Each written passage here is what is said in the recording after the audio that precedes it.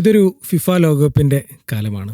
ഒരു ഫിഫ ലോകകപ്പിനെ കുറിച്ച് സംസാരിക്കാൻ അതിന് ഏറ്റവും യോഗ്യതയുള്ള ഒരാളെ തന്നെയാണ് നമുക്ക് കിട്ടിയിട്ടുള്ളത് എന്നാണ് ഞാൻ വിശ്വസിക്കുന്നത്. കാരണം ഫിഫ മാസ്റ്റേഴ്സ് ഡിഗ്രി മുതൽ ഫിഫയുടെ പല ഇവൻസിൻ്റെയും പാർട്ടായിട്ടുള്ള ഒരു അതിഥിയാണ് നമ്മുടെ കൂടെ ഉള്ളത്. അപ്പോൾ ഞാൻ മുമ്പും ഇവിടെ നമ്മുടെ ഫ്ലോറിൽ മീഡിയ ഫ്ലോറിൽ ഐഷ അതിഥിയായി വന്നിട്ടുണ്ട്. അന്ന് നമ്മൾ ഒരുപാട് ചർച്ച ചെയ്തതാണ് ഒരു വന്ന വഴിയും റൂട്ടൊക്കെ. ഇന്ന് നമ്മൾ മറ്റൊരു ഡയമെൻഷനിൽ സംസാരിക്കുമെന്നാണ് വിചാരിക്കുന്നത്. ഫ്രാങ്ക്ലി, ഇപ്പോൾ ഐഷ എന്താണ് ചെയ്തുകൊണ്ടിരിക്കുന്ന പ്രൊജക്റ്റ് എന്താണ്? ഞാൻ എൻ്റെ ഫുൾ ടൈം റോളിൽ നിന്ന് ഒന്ന് മാറിയിട്ട് ഫുട്ബോൾ സോഷ്യൽ ഇമ്പാക്റ്റ് എന്നുള്ള സെക്ടറിലാണ് ഒരു പ്രയോറിറ്റി കൊടുത്തിട്ട് വർക്ക് ചെയ്യുന്നത്. അപ്പോൾ ഇപ്പോഴത്തെ വേൾഡ് കപ്പ് നോക്കുവാണെങ്കിൽ വേൾഡ് കപ്പിൻ്റെ ഭാഗമായിട്ട് വേൾഡ് കപ്പിൻ്റെ FIFA world cup 2026 climate report ഞാനാണ് ലീഡ് ചെയ്തത്. അപ്പോൾ നമ്മൾ US, മെക്സിക്കോ, കാനഡയിലുള്ള 16 സ്റ്റേഡിയംസിൻ്റെ അനാലിസിസും ഒരു 25 ഇയേഴ്സ് റിട്ടേൺ പീരീഡിൽ ആ സ്റ്റേഡിയങ്ങൾക്ക് ഉണ്ടാകുന്ന ക്ലൈമറ്റ് ചേഞ്ച് ഇമ്പാക്റ്റും അതിനെ മാച്ച് ചെയ്ത് 16 legends, Pele, Messi, Ronaldo, David ബെക്കം പോലെ 16 ലെജൻസ് 25 കൊല്ലം മുമ്പ് അവർ കളിച്ച പിച്ചസിൻ്റെ ഇപ്പോഴത്തെ കണ്ടീഷൻ ഒരു അനാലിസിസ് പോലെ ചെയ്തിട്ട് നമ്മൾ കഴിഞ്ഞ സെപ്റ്റംബറിൽ New York climate weekly report launch ചെയ്തായിരുന്നു. അപ്പോൾ അതായിരുന്നു one of the recent projects.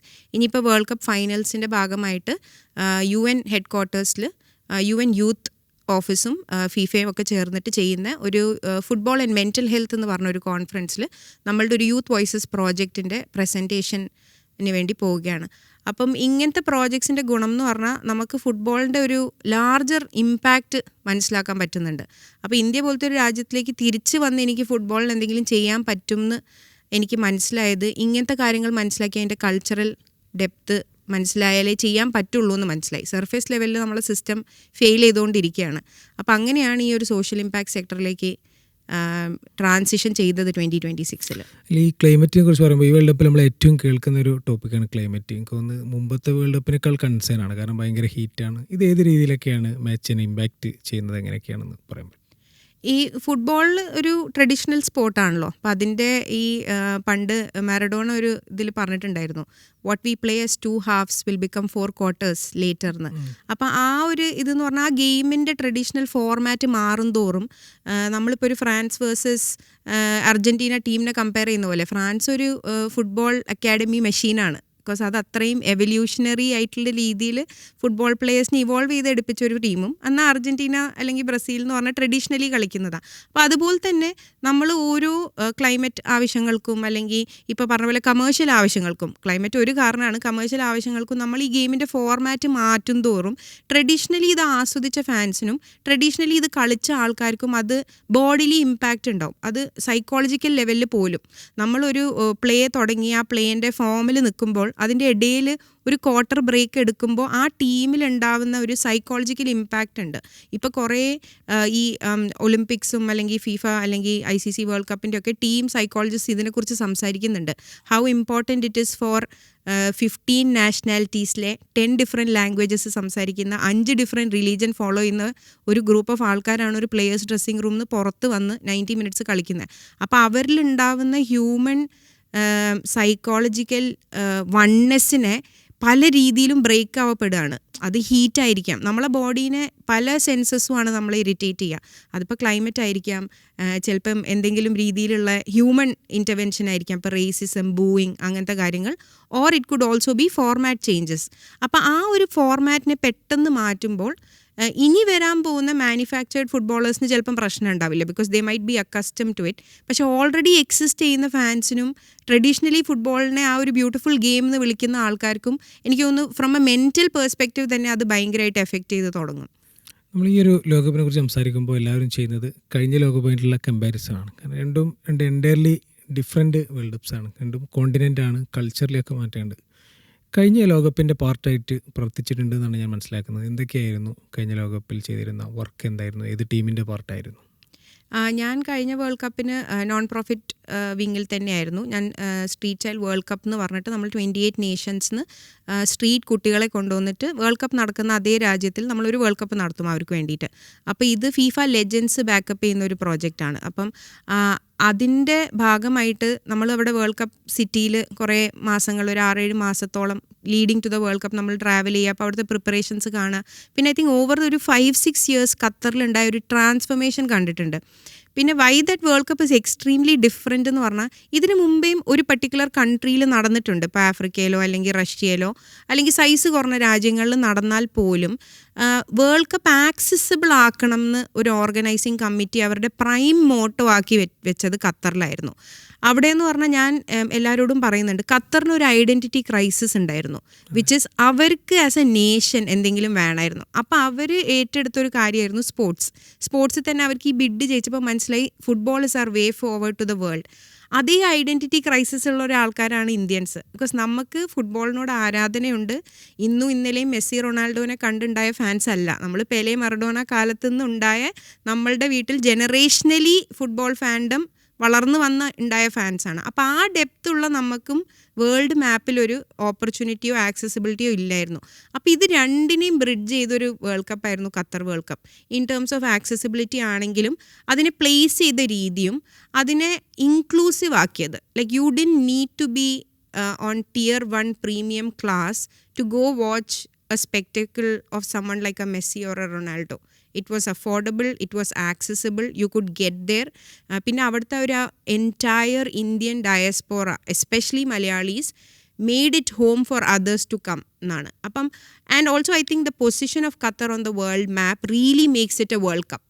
Because എല്ലാ ഓസ്ട്രേലിയയിൽ നിന്നും ന്യൂയോർക്കിൽ നിന്നും കാലിഫോർണിയയിൽ നിന്നും ഇന്ത്യയിൽ നിന്നും ഈജിപ്തിൽ നിന്നും സൗത്ത് ആഫ്രിക്കയിൽ നിന്നും ഓൾമോസ്റ്റ് സിമിലർ ഡിസ്റ്റൻസ് ഓർ ടൈമിൽ ട്രാവൽ ചെയ്ത് എത്തിപ്പെടുന്ന ഒരു സ്ഥലം.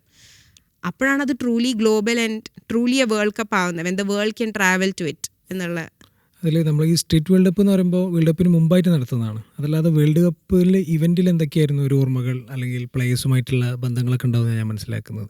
അതെ, ഇവന്റിന്റെ സമയത്ത് ആക്ച്വലി ഇതിന്റെ എക്സ്റ്റെൻഡഡ് ആയിട്ട് നമ്മൾ ഈ ലെജൻസിന്റെ കൂടെ കുറച്ച് സ്പോൺസേഴ്സ് ഉണ്ടല്ലോ. ഇപ്പോൾ വേൾഡ് കപ്പ് ഭയങ്കര കമേഴ്ഷ്യലി ഡ്രിവൻ ആണ്. അപ്പം നിങ്ങൾ ഈ അഡ്വർടൈസ്മെന്റ്സിൽ കാണുന്ന അഡിഡാസ്, ബഡ്വൈസർ, വീസ, ഇവരൊക്കെ ചെയ്യുന്ന കുറേ ഇനീഷ്യേറ്റീവ്സ് വെച്ചിട്ടാണ് ഒബ്വിയസ്ലി നമുക്ക് ഈ ഒരു 30 ബില്യൺ മെഷീൻ ബ്രോഡ്കാസ്റ്റ് വഴി ഇത്രയും രാജ്യങ്ങളിലേക്കും അതിൻ്റെ ഓപ്പറേഷണൽ ലെവലിൽ ഇത് നടത്താൻ പറ്റുന്നത്. And it's not an easy task. What FIFA has accomplished in like 100 years, I don't think any other sport or any other body was able to do that. ഇപ്പം നമുക്ക് തന്നെ റോട്ടറി അറിയാം, UN അറിയാം, പലതരം ബോഡീസ് അറിയാം, who all have a motto and a vision. പക്ഷെ അത് എത്രത്തോളം മെറ്റീരിയലൈസ് ചെയ്യാൻ പറ്റിയിട്ടുണ്ടെന്ന് ചോദിച്ചാൽ പറ്റാതെ പോയിട്ടേ ഉള്ളൂ. അപ്പോൾ അങ്ങനത്തെ ബാരിയേഴ്സ് FIFA ബ്രേക്ക് ചെയ്യുന്നത് ഈ കമേഴ്ഷ്യൽ സപ്പോർട്ട് വെച്ചിട്ട്. അപ്പോൾ നമ്മൾ വീസയുടെ കൂടെ ഒരു ഈ ലെജൻസ് ബേസിക്കലി നോട്ട് അലൈവ് ആയിട്ടുള്ള ആൾക്കാരുടെ കുറച്ച് ഫുട്ബോൾ കിക്സ് എടുത്തിട്ട് നമ്മൾ അന്നത്തെ, so we also have to evolve as per technology and new age. നമുക്ക് ജെൻസി ക്രൗഡ് വേണം, ജെൻ ആൽഫനെ അട്രാക്ട് ചെയ്യണം. അപ്പോൾ നമ്മൾ അതിൻ്റെ ഒരു ക്രിപ്റ്റോ പ്രോജക്റ്റ് ചെയ്തായിരുന്നു. NFTs ആക്കി ഇവരുടെ ഗോൾസ്. പിന്നെ അതുപോലെ ഇവർ യൂസ് ചെയ്യുന്ന ബൂട്ട്സ് ആൻഡ് ടീഷർട്ട്സ് നമുക്ക് ഓപ്ഷൻ ചെയ്യാൻ പറ്റും. അപ്പോൾ ആ ഓപ്ഷനിങ് ഗോസ് ടുവേർഡ്സ് ഫിഫയുടെ തന്നെ ഫൗണ്ടേഷൻ അല്ലെങ്കിൽ ഫിഫയുടെ തന്നെ സബ് പ്രോഡക്ട്സ് ആയിട്ടുള്ള ചില ഇനീഷ്യേറ്റീവ്സ്. അപ്പോൾ ഇതൊക്കെ നമുക്ക് ഖത്തറിൽ ഓൾറെഡി സുപ്രീം കമ്മിറ്റീൻ്റെ ഭയങ്കര സപ്പോർട്ടും ഉണ്ടായിരുന്നു. പിന്നെ ഖത്തറിൽ ക്വീൻ ലീഡ് ചെയ്യുന്ന ഫുട്ബോൾ ഫോർ ഓൾ എന്ന് പറഞ്ഞൊരു ഇനീഷ്യേറ്റീവ് ഉണ്ട്. അപ്പോൾ ആ ഇനീഷ്യേറ്റീവും ജനറേഷൻ അമേസിംഗ് എന്നൊക്കെ പറഞ്ഞാൽ കുറേ നോൺ പ്രോഫിറ്റ് ഇനീഷ്യേറ്റീവ്സ് ഇതിൻ്റെ ബൈഫർക്കേറ്റഡ് പ്രോഡക്റ്റ് ആയിട്ട് ഉണ്ടായിട്ടുണ്ട്. സത്യം പറഞ്ഞാൽ ഓൺ പേപ്പർ ഫിഫ പറയുന്നത് അതാണ്, every time there is A world cup in your country, that country or host nations, let's say, has to leave a legacy for the next 50 years for football to evolve. പക്ഷേ അതേ സമയത്ത് നിങ്ങളിപ്പോൾ പോയി തിരിച്ച് south ആഫ്രിക്കയിലെ സ്റ്റേഡിയംസോ ബ്രസീലിലെ സ്റ്റേഡിയംസോ നോക്കുവാണെങ്കിൽ അവിടെ ഇപ്പം ഫുട്ബോൾ പോയിട്ട് നമുക്ക് അകത്തേക്ക് നടന്നു പോകാൻ പറ്റാത്ത അവസ്ഥയാണ്. Because they are not able to maintain it. And ആ ഉണ്ടായ ഇൻഫ്രാസ്ട്രക്ചറിൻ്റെ കോസ്റ്റ് പോലും ഫൊഗെറ്റ് ROI, അതൊരു നെഗറ്റീവ് സൈഡിലേക്കാണ് പോകുന്നത്. Because the country was not ready to host it. അപ്പോൾ ഇങ്ങനെ ഹോസ്റ്റ് ചെയ്യാൻ റെഡി ആയിട്ടുള്ള ഖത്തർ പോലത്തെ കൺട്രീസിൽ എനിക്ക് പേഴ്സണലി വർക്ക് ചെയ്തപ്പം both from a FIFA perspective or from a local organizing committee which is the supreme committee perspective, എനിക്ക് മനസ്സിലായത് both teams we align on what to deliver.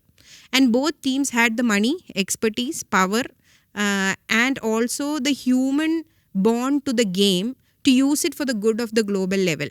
അപ്പോൾ ഇത് ഭയങ്കരമായിട്ട് സിങ്കായി വരുമ്പോഴാണ് ഇത് പോസിബിൾ ആവുന്നത്. പിന്നെ ഒബ്വിയസ്ലി അൺലിമിറ്റഡ് മണിയും ഒരു മൊണാർക്കൽ കൺട്രിയിൽ ഉണ്ടാകുന്ന ഡിസിഷൻ മേക്കിങ്ങിൻ്റെ ഈസും ഭയങ്കര ഇമ്പോർട്ടൻ്റാണ്. ബിക്കോസ് ഇപ്പോഴത്തെ വേൾഡ് കപ്പ് ഞാൻ എടുത്ത് പറയേണ്ട ആവശ്യമില്ല, with mister Trump all over the place അതിൻ്റെതായ ബുദ്ധിമുട്ടുകൾ നമ്മൾ കാണുന്നുണ്ട്. Obviously democracy is good and all of that. പക്ഷേ for the larger development of ഒരു അജണ്ട നമുക്ക് കുറേയൊക്കെ കുറച്ചും കൂടി ഫിക്സ്ഡ് ഡിസിഷൻസ് എടുക്കാൻ പറ്റണം. And I think it also reflects back at India. അപ്പം നമ്മൾ ഇന്ത്യയിൽ കുറേ വർഷങ്ങളായിട്ട് പ്രൊഫഷണലൈസ് ഫുട്ബോൾ കണ്ടിട്ടും കളിച്ചിട്ടും 1970s പേലെയൊക്കെ വന്ന് ഒരു ഫ്രണ്ട്ലിയൊക്കെ ഒരു ടൂറിൽ കളിച്ച ഒരു രാജ്യത്തിന് ഇത്രയും വർഷമായിട്ട് ഒരു ജനറിക് കേപ്പ് വെർദെ അല്ലെങ്കിൽ DR കോങ്കോ ആയിട്ടുള്ള കമ്പാരിസൺ അല്ല എനിക്ക് ചെയ്യേണ്ടത്. പക്ഷെ എന്നാലും why are we not getting there? നമുക്ക് എപ്പോഴും എക്സ്ക്യൂസസ് ഉണ്ട്, സിസ്റ്റമാണ്, പൊളിറ്റിക്സ് ആണ്, പ്രോബ്ലംസ് ആണ്. പക്ഷേ what are we stuck with എന്നുള്ള question is always wondering. And I think ഇത് ഈ പറഞ്ഞ പോലെ ഖത്തറിൽ പോയ എല്ലാ മലയാളിയുടെ തലയിലും ഈ ഒരു ബൾബ് കത്തിയിട്ടുണ്ടാവും. ഇതിനൊക്കപ്പുറത്തേക്ക് നമ്മൾ ആളുകൾക്ക് കൂടുതൽ കണക്റ്റ് ആവുന്നത് ആ ഒരു ടൂർണമെൻറ്റിൻ്റെ ടൈമിലുള്ള ഓർമ്മകളാണ്. ഇപ്പോൾ ഇന്ന പ്ലെയറുമായിട്ടുള്ളൊരു ഓർമ്മ, അല്ലെങ്കിൽ ആ ഒരു കളിയിൽ ഇന്ന മൊമെൻറ്റിൽ നമുക്കൊരു പേഴ്സണലൊരു ഓർമ്മയുണ്ടാവും. ഒരു ഗോൾ അടിക്കുമ്പോൾ നമ്മളെവിടെയായിരുന്നു, അങ്ങനെ എന്തെങ്കിലും പറയാനുണ്ടോ? അതെ, എനിക്കൊരു നല്ല ഓർമ്മയല്ല. പക്ഷേ നെയ്മാറിൻ്റെ ഒരു മാച്ചിൻ്റെ സമയത്ത് ഞാൻ ആ സ്റ്റേഡിയത്തിൽ ഇതുപോലെ ഈ ഞാൻ നേരത്തെ പറഞ്ഞൊരു പ്രോജക്റ്റിൻ്റെ ഭാഗമായിട്ട് പോയിട്ട് ആൾക്കൊരു ലിഗമെൻറ്റ് ഇഞ്ചുറി ഉണ്ടായി. അപ്പോൾ അതേ പിച്ചിൽ ഞാൻ ഫുട്ബോൾ കളിച്ചിട്ടല്ലെങ്കിലും ഒരു കവറേജ്, ഒരു മാസ്റ്റ് പുല്ല് കാണാതെ അതിൻ്റെ ഉള്ളിൽ വീണിട്ട് ഞാനും എൻ്റെ റൈറ്റ് ലിഗമെൻറ്റ് പൊട്ടിയിട്ട് ഹോസ്പിറ്റലിൽ പോകേണ്ടി വന്നു. സോ ടെക്നിക്കലി ഒരു ജോക്കാണ്, എൻ്റെ ഒരു ബിഗ്ഗസ്റ്റ് മെമ്മറിയാണ് that while Neymar was travelling from the same stadium to the hospital for a ligament injury, ഞാനും വേറൊരു ആംബുലൻസിൽ എൻ്റെ ലിഗമെൻറ്റ് ഇഞ്ചുറീൻ്റെ ആവശ്യത്തിന് വേണ്ടി ഹോസ്പിറ്റലിലേക്ക് പോകുമായിരുന്നു. പിന്നെ എനിക്ക് ഭയങ്കര സ്പെക്ടക്കിളായിട്ട് തോന്നിയത്, ഞാൻ ഖത്തർ വേൾഡ് കപ്പിന് മുമ്പേ മിക്ക പ്ലേയേഴ്സിനെയും ഞാൻ കണ്ടിട്ടുണ്ടായിരുന്നു, മെസ്സിനെയും റൊണാൾഡോനെയും, അങ്ങനെ may be like most of the star players English Premier league കാരണവും അല്ലാത്ത ലീഗ്സ് കാരണം. ഞാൻ കാണാത്ത ഒരാളായിരുന്നു എംബാപ്പെ. അപ്പം ഞാൻ ഫ്രാൻസിൻ്റെ ഫസ്റ്റ് ഗെയിമിന് പോയപ്പം അന്ന് എനിക്ക് എംബാപ്പയുടെ ഗെയിം കണ്ടപ്പം I almost felt like he was a machine. And my seat was so close to the pitch, I mean the corner, and I remember him taking a corner and I was like, ഇത് ഫുട്ബോളിനായിട്ട് ചെത്തിയെടുത്ത ഒരു literally like a wax statue built for football ആണെന്നുള്ള ഒരു difference feel ചെയ്തു. Because English Premier League ക്ലബ്സിലൊക്കെ ഞാൻ ഒരു റെഗുലർ ബേസിസിൽ മാച്ച് കണ്ട ഒരാളാണ്. അപ്പം ആ ഫുട്ബോളും ഈ പയ്യൻ ഡെലിവർ ചെയ്ത സാധനവും കണ്ടപ്പം like maybe I'm not that great at technically analyzing football, പക്ഷേ even as a person who loves football and loves the beauty of how it's played, എനിക്ക് കുറച്ചധികം സമയമെടുത്തു അതൊന്ന് ഡൈജസ്റ്റ് ചെയ്ത് അവിടേക്ക് ഞാൻ ഈ പറയുന്ന പോലെ ആ ഒരു machine is in its form എന്ന് ഉള്ളൊരു ഫീലിംഗ് കിട്ടിയത്. ഇനി അമേരിക്കൻ വേൾഡ് കപ്പ് ഒന്ന് ഫൈനൽ കാണാൻ പോകുന്നുണ്ട്, എങ്ങനെയാണ് പ്ലാൻ, എന്തൊക്കെയാണ്? ഞാൻ ഈ പറഞ്ഞ കോൺഫറൻസിൻ്റെ ഭാഗമായിട്ടാണ് പോകുന്നത്. അപ്പോൾ യൂഷ്വലി ഈ വേൾഡ് കപ്പിൻ്റെ ഫൈനലിനോട് അസോസിയേറ്റ് ചെയ്തിട്ട് ഇങ്ങനത്തെ കുറച്ച് ഇവൻറ്റ്സ് വെക്കും. നമ്മൾക്ക് സോഷ്യൽ ഇമ്പാക്റ്റും ഇമ്പോർട്ടൻ്റ് ആണെന്നും അതിൻ്റെ ലെഗസിയും ഞാൻ ഈ പറഞ്ഞ പോലെ നമ്മൾ ഈ ക്ലൈമറ്റ് റിപ്പോർട്ട് ചെയ്തതും. അപ്പം അവിടുത്തെ ഒരു എക്സ്പീരിയൻസ് എങ്ങനെയാണെന്ന് പറഞ്ഞപ്പോൾ ടിക്കറ്റ്സൊക്കെ ഭയങ്കര അൺആക്സസിബിൾ ആയിട്ടുണ്ട്. ഫൈനൽസിൻ്റെ ടിക്കറ്റ് എനിക്ക് തോന്നുന്നു ഒബ്വിയസ്ലി ആൾക്കാർക്ക് ഇൻ്റർനെറ്റിൽ നോക്കിയാൽ അറിയാം. പക്ഷേ ഒരു category 3 ticket which means almost നിങ്ങൾ ആ സ്റ്റേഡിയത്തിൻ്റെ അട്ടപ്പുറത്താണ്. അവിടുന്ന് മറ്റേ സാംസങ് S22 ഒക്കെ വെക്കേണ്ടി വരും ഒരു പ്ലെയറിനെ ലിറ്ററലി കാണാനോ, അല്ലെങ്കിൽ ജേഴ്സി നമ്പർ പോലും ഒരു നോർമൽ അതിൽ നമുക്ക് ഐഡൻറ്റിഫൈ ചെയ്യാൻ. അങ്ങനത്തെ ഒരു ടിക്കറ്റിന് 5.9 lakh rupees ആണ്. And when you come down closer to the pitch, it goes all the way till like 15 lakhs. And if you're in a hospitality, then you're paying more than I think almost like 500 crore or 1 crore.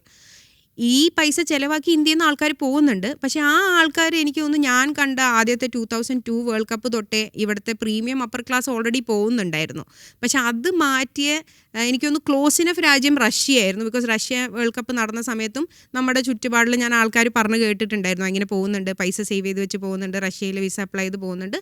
പക്ഷേ ഏറ്റവും അധികം എനിക്ക് തോന്നുന്നു Qatar world cup നടന്നപ്പം ഇപ്പം നമ്മളുടെ ഒരു 1 kilometer റേഡിയസിൽ ഒരാളെങ്കിലും ഉണ്ടാവും ഖത്തറിൽ അറ്റ്ലീസ്റ്റ് ഒരു ഫാൻ പാർക്കിൽ പോയി കണ്ടേ, ഉള്ളിലല്ലെങ്കിലും. അപ്പം ഇപ്പം ന്യൂയോർക്കിൽ ഫൈനൽസ് നടക്കുന്നത് മെറ്റ് ലൈഫ് സ്റ്റേഡിയത്തിലാണല്ലോ.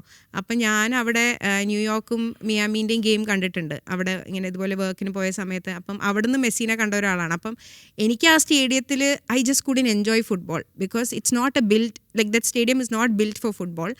പിന്നെ അതിൻ്റെ സ്റ്റാൻഡ്സ് ആണെങ്കിലും അവിടെ നിന്നുള്ള വിസിബിലിറ്റി ആണെങ്കിലും ആംഗിൾ ആണെങ്കിലും ഭയങ്കര അൺകംഫർട്ടബിൾ ആയിരുന്നു. ഒരു എൻറ്റയർലി വേറെ സ്പോർട്ടിന് ബിൽഡ് ചെയ്ത് ക്രിക്കറ്റ് കൺവേർട്ട് ചെയ്യുന്ന പോലെയല്ല ബേസ്ബോളോ അമേരിക്കൻ ഫുട്ബോളോ കൺവേർട്ട് ചെയ്യുമ്പം. ബിക്കോസ് ആ പിച്ചിൻ്റെ ഷേപ്പും ആ സ്റ്റാൻഡ്സ് വെച്ചിരിക്കുന്ന രീതിയിൽ തന്നെ നമ്മളുടെ ഒരു വിഷ്വൽ എക്സ്പീരിയൻസ് കട്ടാവുകയാണ്.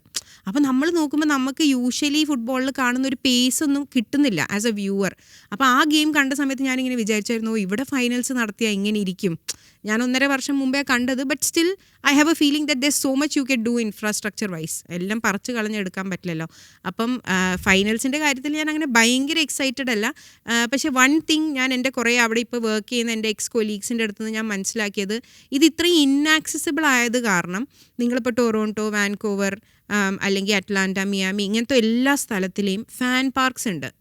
എനിക്ക് തോന്നുന്നു ബാങ്ക് ഓഫ് അമേരിക്കയും അങ്ങനത്തെ കുറച്ച് ബിഗ് സ്പോൺസേഴ്സ് സെറ്റപ്പ് ചെയ്ത് ഈ ഫാൻ പാർക്സിൽ the emotions are way beyond a stadium. Because real football fans accessibility കാരണം ഇവിടെയാണുള്ളത്. അതിനകത്ത് പോയിരിക്കുന്ന ആളെന്ന് പറഞ്ഞാൽ ഒരു അപ്പർ ക്ലാസ് ഫുട്ബോൾ ഫാനാണ്. പുള്ളി എത്രയെന്ന് വെച്ച് ഒച്ച വെക്കാനാണ്. ഉണ്ട് ഹാർഡ് കോർ ഫാൻസ് ഉണ്ട്, ഫെഡറേഷൻ വഴിയും ഒക്കെ വരുന്നത്. അപ്പോൾ I'm more excited to actually go to a fan park and really feel that അതൊരു അമേരിക്കൻ പ്രൊട്ടസ്റ്റ് ആയിട്ടാണ് ഞാൻ കാണുന്നത്. You made it inaccessible, we will show you what actual love for the game is. നമ്മളെ മലയാളികൾക്ക് പൊതുവെയുള്ളൊരു ക്യാരക്ടറാണ്. നമുക്ക് പരിചയമുള്ള ഒരാൾ എവിടെയെങ്കിലും വർക്ക് ചെയ്യുന്നുണ്ടെങ്കിൽ പലതരം സഹായങ്ങൾ ചോദിക്കും. ഓഫ് കോഴ്സ് നിങ്ങൾ ഫിഫയിൽ വർക്ക് ചെയ്യുമ്പോഴും ഇതേപോലെ ഉണ്ടാവും. നമ്മളൊരു സർക്കിളിൽ നിന്ന് പല ഹെൽപ്പ് ഉണ്ടാവും ഈ ടിക്കറ്റ് ചോദിച്ചിട്ടൊക്കെ. അപ്പോൾ അങ്ങനെ എന്തെങ്കിലും എക്സ്പീരിയൻസ് ഉണ്ടോ, പ്രത്യേകിച്ചും ഖത്തർ വേൾഡ് കപ്പിൻ്റെ ഒരു ടൈമിലൊക്കെ? ഖത്തർ വേൾഡ് കപ്പിൻ്റെ സമയത്ത് കുറച്ച് അധികമായിരുന്നു. ബിക്കോസ് അപ്പോൾ സിസ്റ്റത്തിന് അകത്തുമായിരുന്നല്ലോ. അപ്പോൾ നമുക്ക് പോർട്ടലിൽ ഇങ്ങനെ അപ്ലൈ ചെയ്യാൻ പറ്റും. പിന്നെ അന്ന് ഖത്തർ വേൾഡ് കപ്പിന് ഇങ്ങനെ കോട്ട സിസ്റ്റം ഒന്നും ഇല്ലായിരുന്നു. അപ്പോൾ നമുക്ക് എത്ര ടിക്കറ്റ് വേണമെങ്കിലും അപ്ലൈ ചെയ്യായിരുന്നു. അപ്പോൾ ഞാനിങ്ങനെ ടിക്കറ്റ് അപ്ലൈ ചെയ്ത് ഞാനിങ്ങനെ എല്ലാ കളിക്കും അപ്ലൈ ചെയ്യണേ. France, Morocco, possible quarter final.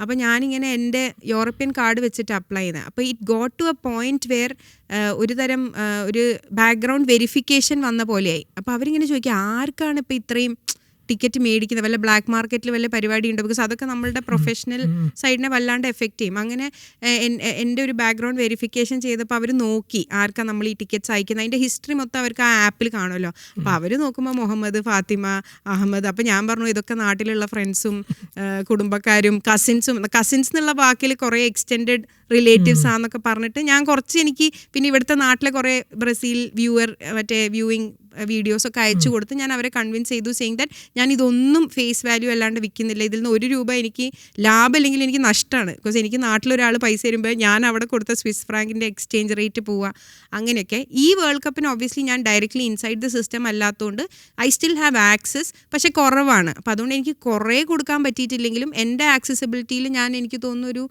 40ഓളം ticket ഈ വേൾഡ് കപ്പിന് എനിക്ക് പരിചയമുള്ള ഫ്രണ്ട്സിന് കാറ്റഗറി 3 അധികവും അവിടെ താമസിക്കുന്ന മലയാളികളാണ്. ടൊറോണ്ടോയിലും പിന്നെ ഈ പറഞ്ഞ പോലെ ന്യൂയോർക്കിലും. ഏറ്റവും ബേസിക് ടിക്കറ്റ് എത്ര വരും? ഇന്ത്യൻ റുപ്പിയിൽ എത്ര വരും? ഇന്ത്യൻ റുപ്പീസിൽ എനിക്ക് തോന്നുന്നു ഗ്രൂപ്പ് സ്റ്റേജസിൽ I think it was somewhere around 17,000 to 20,000 category 3 base ticket. അതാണ് സ്റ്റാർട്ടിങ്, 17 to 20 ഡിപ്പെൻഡിങ്. പിന്നെ ഈ വേൾഡ് കപ്പിൽ എന്താ പറ്റിയെന്ന് പറഞ്ഞാൽ ഈവൻ ആസ് എൻ എംപ്ലോയി, ഇപ്പോൾ ലെറ്റ്സ് സേ നിങ്ങൾ ഫിഫയിലെ ഒരു ഡയറക്ടർ ഓഫ് മാർക്കറ്റിംഗ് ആണെന്ന് വിചാരിക്കും, which means you are quite big there. അങ്ങനത്തെ ഒരാൾക്ക് പോലും ഫിഫ ഒരു കോട്ട ഇട്ടു, സെയിങ് ദാറ്റ് ഇത്ര കോട്ടയുള്ളൂ നിങ്ങൾക്ക്. ആൻഡ് ഗെയിം വൈസ് കോട്ടയിട്ടു. ഇപ്പോൾ പോസിബിൾ ബ്രസീൽ ഗെയിം ആണെങ്കിൽ അതിന് 4 ടിക്കറ്റാണ് യൂഷ്വൽ കോട്ടയെങ്കിൽ നിങ്ങളൊരു ബ്രസീലിയൻ അല്ലെങ്കിൽ നിങ്ങൾക്ക് അതിന് 2 ടിക്കറ്റ് അപ്ലൈ ചെയ്യാൻ പറ്റുള്ളൂ. പിന്നെ ഈ അപ്ലൈ ചെയ്താൽ സ്ക്രൂട്ടനി പ്രോസസ്സ് അവർ ടഫാക്കി. അപ്പോൾ അപ്ലൈ ചെയ്ത് അവർ തീരുമാനിക്കും തരണോ വേണ്ടേന്ന്. അപ്പോൾ ഇതിന് റീസണിങ് ചോദിച്ചപ്പോൾ അവർ പറഞ്ഞത് എന്താണെന്ന് വെച്ചാൽ ഇപ്പം ട്രംപ് ഡ്രോ സിസ്റ്റം ആണല്ലോ വരുത്തിയത്. ഇത് ന്യൂയോർക്കിലെ മേയറൊക്കെ ഇതിനെക്കുറിച്ച് സംസാരിച്ചായിരുന്നു, how that became very difficult for locals to buy. അതേ സമയത്ത് ഗോയിങ് ബാക്ക് ടു ഖത്തർ, നിങ്ങൾ ആലോചിച്ചെങ്കിൽ ഖത്തർ ആക്ച്വലി സബ്സിഡൈസ് ചെയ്തു. ഖത്തറിലെ നാഷണൽസിനും ഖത്തർ ID ഉള്ള ബേസിക്കലി അവിടെ ജീവിക്കുന്ന റെസിഡൻസിനും എനിക്ക് തോന്നുന്നു മാസീവ് സബ്സിഡൈസേഷൻ ഉണ്ടായിരുന്നു. നമ്മൾ 300 വാങ്ങുന്ന സാധനം, 300 സാറിന് വാങ്ങുന്ന സാധനം അവർ 120 ഖത്തർ റിയാൽസിനൊക്കെയാണ് മേടിച്ചത്. അങ്ങനെ ഖത്തറിൽ ജീവിക്കുന്ന കുറേ പേർക്ക് പ്രയോറിറ്റി ഉണ്ടായിരുന്നു. അതാണ് ഒരു ഹോസ്റ്റ് നേഷൻ ചെയ്യേണ്ടത്. പക്ഷേ ഇവിടെ it went the other way round. പക്ഷേ ഇങ്ങനെ ഇത്രയും റെസ്ട്രിക്ഷൻസ് ഉണ്ടായിട്ടും ഇത്രയും വലിയ സ്റ്റേഡിയങ്ങളായിട്ടും മൊത്തം നമ്മൾ നിറഞ്ഞിരിക്കുന്നതാണ് കാണുന്നത്. അതിൻ്റെ റീസൺ എന്തായിരിക്കും? എനിക്ക് തോന്നുന്നു US actually America always sold A dream. ആ ഒരു അമേരിക്കൻ ഡ്രീം ഇഷ്ടപ്പെട്ട് അങ്ങോട്ടേക്ക് പോകുന്ന ആൾക്കാരുണ്ട്. ഞാൻ പറഞ്ഞല്ലേ, എൻ്റെ ചുറ്റുപാടിൽ ഇപ്പോൾ കോഴിക്കോടും കൊച്ചിയിലും ആയിട്ട് പരിചയമുള്ള കുറേ പേര് അവിടെ ഉണ്ട്. ഇപ്പം നമ്മൾ ഇവിടെ നിന്ന് ഇരുന്ന് സംസാരിക്കുമ്പോൾ അവിടെ വേൾഡ് കപ്പിൻ്റെ ഗ്രൂപ്പ് സ്റ്റേജസും റൗണ്ട് ഓഫ് 32ഉം 16ഉം ഇനി ക്വാർട്ടർ ഫൈനലും ഫൈനൽസും കാണാൻ പോയ സിനിമ സെലിബ്രിറ്റീസ് തൊട്ട് ബിഗ് എന്താ പറയുക 1,000-2,000 crore ടേൺ ഓവറുള്ള ബിസിനസ്സസ് റൺ ചെയ്യുന്ന മലയാളീസ് അവിടെ ഉണ്ട്. അതുണ്ട്. പക്ഷേ വേറെ അവിടെയുള്ളൊരു പ്രൈം കാര്യം, it is so close to Latin America. അപ്പം ലാറ്റിൻ അമേരിക്കൻസിന് ഭയങ്കര ഈസി ആയിട്ട് പോകാൻ പറ്റുന്ന ഒരു സ്ഥലമാണ് ബേസിക്കലി അമേരിക്ക. പിന്നെ മെക്സിക്കോ ചോദിക്കാൻ വേണ്ട, മെക്സിക്കോ ഓൾറെഡി ഹാസ് ഇൻഹൗസ് തന്നെ ഉണ്ട് ഒരു സ്റ്റേഡിയം ഫില്ല് ചെയ്യാനുള്ള ആൾക്കാർ അത്രയും.